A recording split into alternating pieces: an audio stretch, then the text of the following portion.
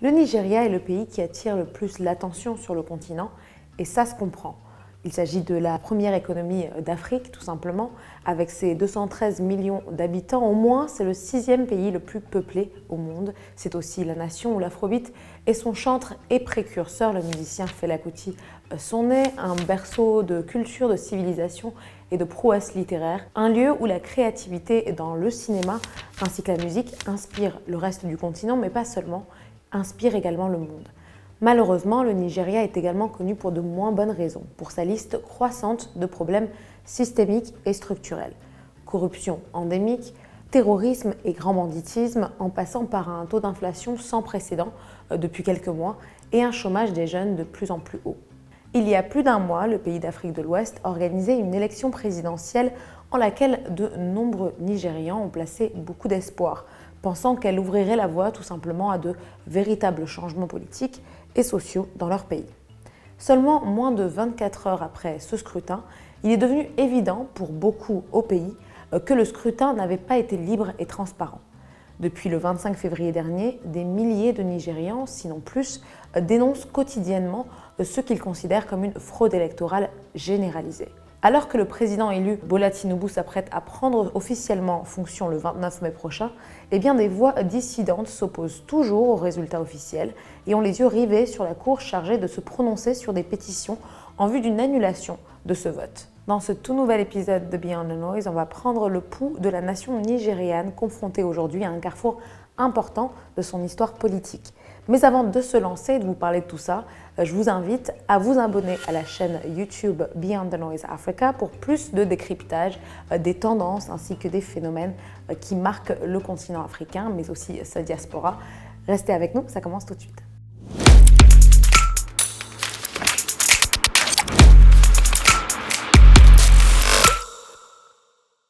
Alors, je vous propose pour commencer de revenir en arrière et d'apporter un peu plus de contexte pour comprendre le scrutin du 25 février dernier. Depuis un retour à la démocratie dans le pays en 1999, le pouvoir au Nigeria a alterné entre deux partis politiques, le People's Democratic Party, PDP, actuellement dans l'opposition, et le All Progressive Congress, APC, au pouvoir. Mais un troisième candidat, représentant le parti travailliste, est apparu comme un concurrent sérieux dans la course présidentielle quelque temps avant le début de la campagne.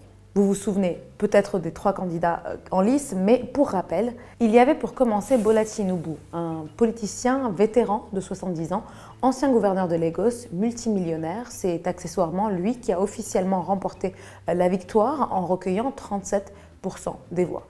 Ensuite, l'ancien vice-président Atiku Abubakar, 76 ans, qui s'est classé deuxième dans la course présidentielle avec 29% des voix. Il briguait la présidence pour la 6e fois pour cette élection. Enfin, Peter Obi est arrivé en 3e position. À 61 ans, il était le plus jeune des principaux candidats à se présenter et avait gagné en popularité grâce au soutien d'un mouvement de jeunes militants qui s'est auto-baptisé les Obedience. L'autre nouveauté de cette élection, il faut le dire, c'était l'introduction d'un système électronique de recueil des voix appelé BVAS, qui était censé tout simplement rendre la manipulation des résultats beaucoup plus difficile et le scrutin plus transparent. Pour la modique somme de 2 milliards de dollars, rien que ça. La Commission électorale nationale indépendante, INEC, était quant à elle la principale institution chargée de superviser le processus électoral.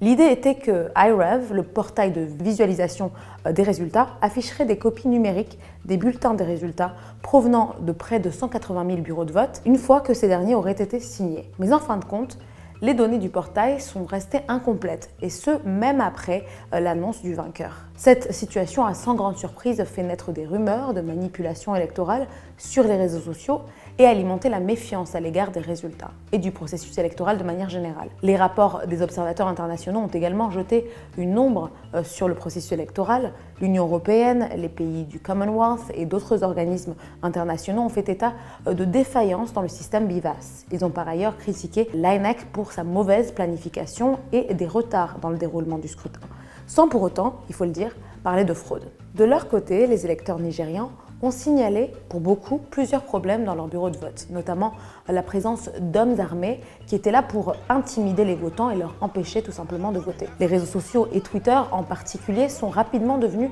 des hubs d'échange d'informations sur le décompte des voix, mais aussi et surtout des espaces où les Nigérians pouvaient exprimer leur colère et résister.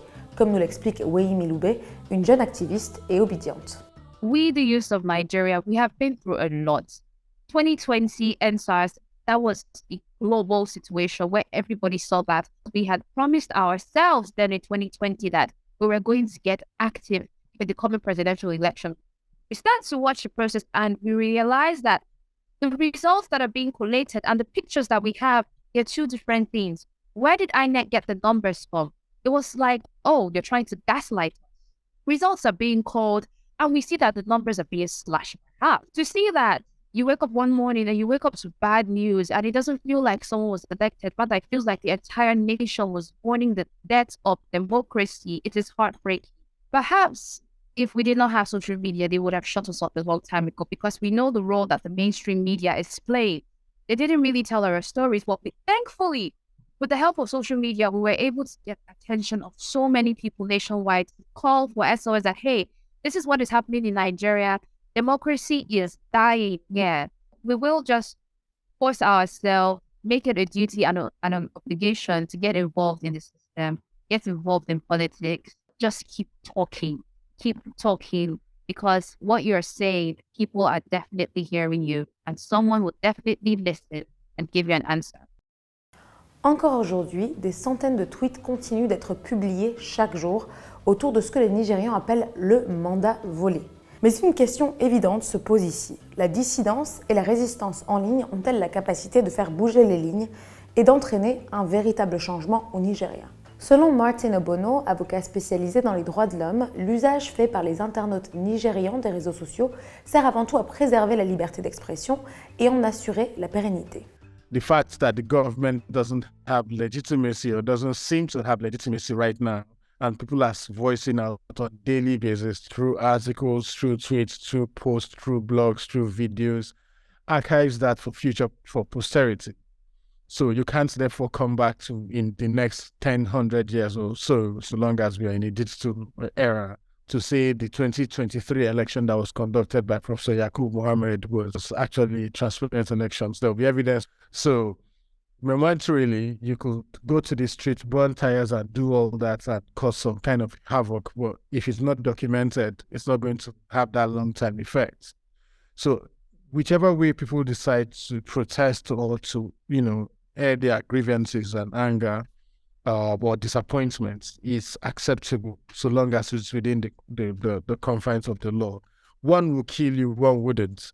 Comme je l'ai dit précédemment, tous les regards sont désormais tournés vers l'appareil judiciaire au Nigeria, après que les deux candidats de l'opposition ont déposé des pétitions visant à annuler les résultats de l'élection présidentielle pour fraude généralisée. De son côté, Peter Obi affirme également que Tinubu n'était pas qualifié à la base pour être candidat en raison de la confiscation dans les années 90 de près de 500 000 $ sur l'un de ses comptes bancaires américains dans le cadre d'une affaire de trafic de drogue. Une affaire pour laquelle Bola Tinubu a toujours nié avoir commis le moindre acte répréhensible.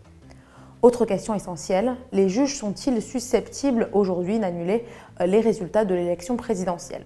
Eh bien, il faut dire que cela ne s'est jamais produit dans l'histoire du Nigeria.